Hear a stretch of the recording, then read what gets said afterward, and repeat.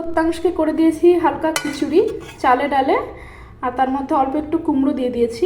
তো এটা তো জানোই তোমরা সবাই যারা মা, যেটা খুব কাজের একটা জিনিস, ম্যাশার। তো এইটা দিয়ে একটুখানি ভালো করে ম্যাশ করে নিলাম।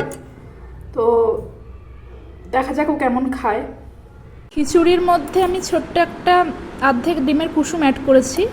তো এটা আমি ভালো করে ম্যাশড করে নেব, তারপরে ওকে খাওয়াবো। এখন বল নিয়ে খেলা করছে, যেই আমাকে দেখতে পেয়েছে অমনি চলে আসছে আমার কাছে। প্রত্যাংশ আজকে খিচুড়িটা কমপ্লিট করেছে, সেই জন্য আমি ভীষণ হ্যাপি।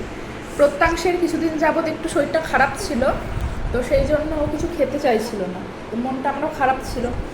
তো এখন যখন বেবি মানে খাবার ফিনিশ করে, একটা মাই বুঝতে পারবে, তোমরা যারা নতুন মা আছো, যে কেমন ফিলিংটা হয়। তো শরীর খারাপ থাকলে সত্যি মা বাবাদের ভীষণ কষ্ট হয়, মানে একটা চিন্তা, কিছুই না, ঠান্ডা লাগা, সর্দি।